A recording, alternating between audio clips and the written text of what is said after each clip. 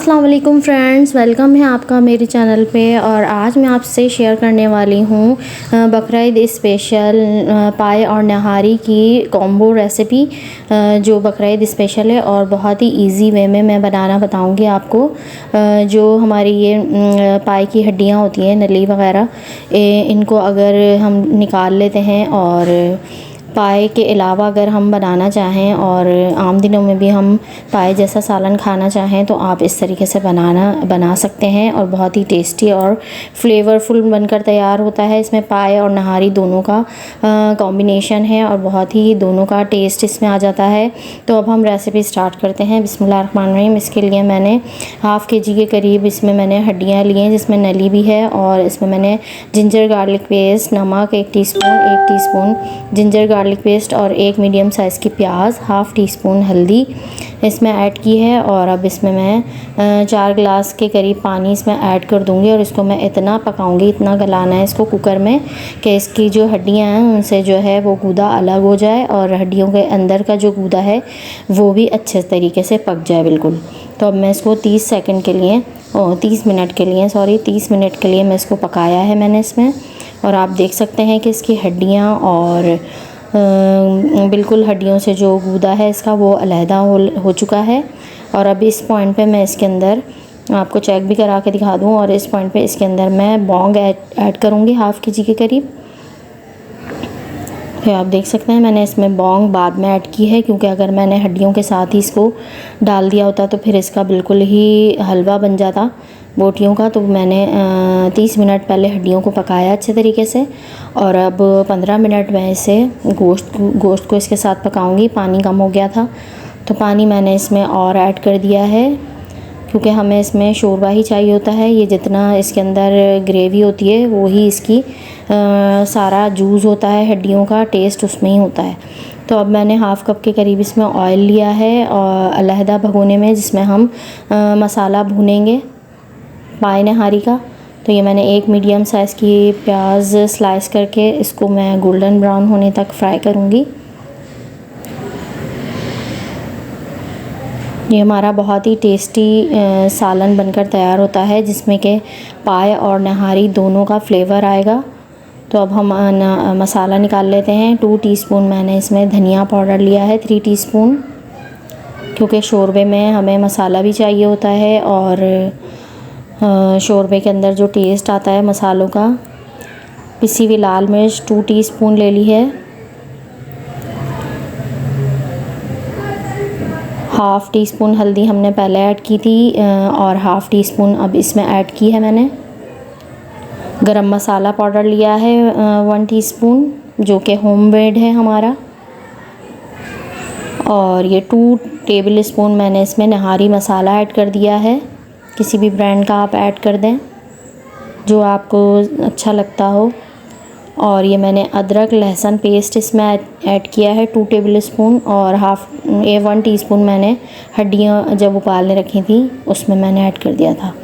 अभी हम थोड़े से पानी में तमाम मसालों को घोल लेंगे, क्योंकि जब हम इसको भूनेंगे तो मसाला जल ना जाए। प्याज फ्राई हो रही है हमारी, तो उसी में हमने इसको डाल के भूनना है अच्छे तरीके से। और हमें इतना भूनना है कि प्याज को हमें बिल्कुल मसाले में भून के यकजान कर देना है। तो आप देख सकते हैं कि मैंने इसमें सालन में जो मसाला है वो मैंने प्याज में ऐड कर दिया है और पानी भी ऐड कर दिया है, ताकि हमारा मसाला भी ना जले और प्याज भी इसके साथ पकती रहे।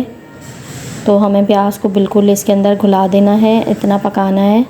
बहुत अच्छे तरीके से हमें इस मसाले को भूनना है और जितना हम इसे भूनेंगे प्याज के साथ इतना ही इसके अंदर टेस्ट आएगा, फ्लेवर आएगा।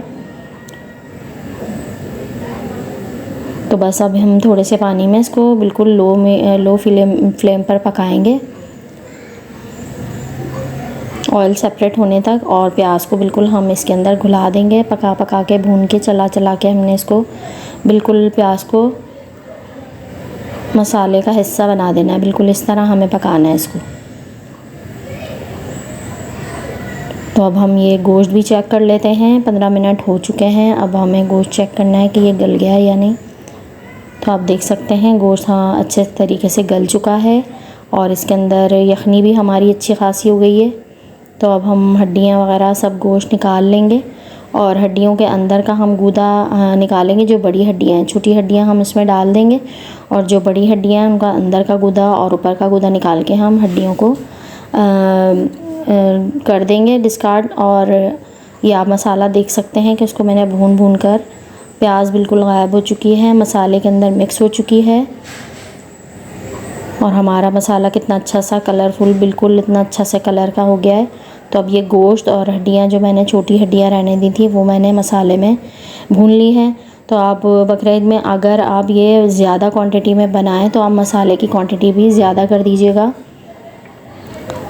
तो आप देख सकते हैं कि बड़ा ही अच्छा मज़ेदार हमारा ये सालन बना है और इसको हम भूनेंगे अच्छे तरीके से। हड्डियों को और गोश्त को मसाले के अंदर अच्छे तरीके से भूनना है। बहुत अच्छी इसके अंदर स्मेल आ रही है, बहुत ज़बरदस्त इसकी स्मेल है।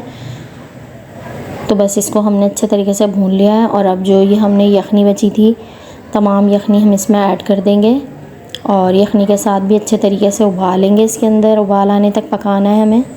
और इस पॉइंट पे आप नमक भी चेक कर लीजिएगा, अगर आपको कम लगे तो आप इसमें ऐड करें अपने टेस्ट के अकॉर्डिंग। तो आप देख सकते हैं कि हमारा बिल्कुल अच्छा सा ग्रेवी वाला ये सालन और ये मैंने बड़ी हड्डियां जो हैं इनके ऊपर का गूदा और अंदर का गूदा ये सब निकाल लिया है, वो हम ऊपर से बाद में ऐड करेंगे। तो अब मैंने ये साइड के चूल्हे पे थोड़ा सा आटा हमने भूनना है क्योंकि हमारा ये बिल्कुल पाए नहारी वाला फ्लेवर बनेगा।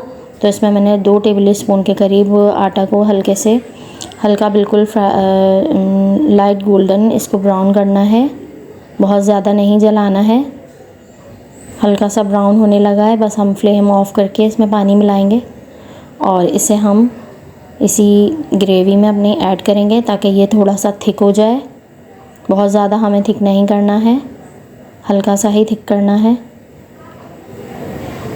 तो ये मैंने ऐड कर दिया है, इसको चलाएंगे अच्छे तरीके से, पका लेंगे इसको ताकि हमारे जो हड्डियां हैं और गोश्त है और जो इसका यखनी है इसमें अच्छे तरीके से तमाम मसालों का फ्लेवर रच बस जाए।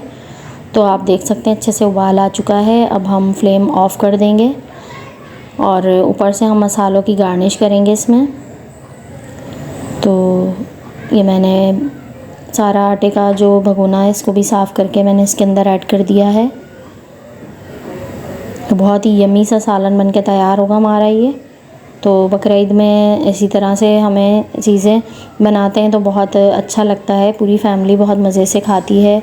ये तंदूरी नान के साथ ये सालन बहुत ही टेस्टी लगता है और बहुत ज़्यादा खाया भी जाता है और क्योंकि ये हाजमे वाला है हड्डियों के लिए हमारी बहुत ही अच्छा है। तो इसमें नमक मुझे कम लग रहा था तो मैंने इसमें ½ टीस्पून के करीब नमक और ऐड कर दिया है। तो ये बहुत ही हमारा फ्लेवरफुल सा पाए नहारी वाला सालन बनकर रेडी है। और ऊपर से ये मैंने गूदा जो हमने अंदर का और बाहर का निकाला था हड्डियों का वो भी ऐड कर दिया है। आप देख सकते हैं कि हमारा ये सालन बहुत ही मज़ेदार सा यम्मी सा रेडी हो चुका है और इसको हमने अच्छे तरीके से पका भी लिया है। अब हम डिश आउट करेंगे इसे और ये बहुत ही इतना फ्लेवरफुल बनता है कि इसको बच्चे बड़े सभी शौक़ से खाते हैं और 2 के बजाय 3 रोटी इससे खा लेंगे ना तो आपको पता ही नहीं चलेगा, इतना ज़्यादा हाजमे वाला और इतना ज़्यादा ये फ्लेवरफुल हमारा नली नहारी और पाए का फ्लेवर वाला सालन बहुत ही कॉम्बो मज़ेदार बनकर तैयार हुआ है। और ऊपर से हम इसमें गार्निश करेंगे अदरक, हरा धनिया और हरी मिर्चों से। तो उम्मीद है कि आपको मेरी ये रेसिपी पसंद आई होगी। दुआओं में याद रखिएगा, अपना बहुत सा ख्याल रखिएगा। मिलते हैं किसी अच्छी सी नेक्स्ट रेसिपी के साथ, जब तक के लिए अल्लाह हाफ़िज़।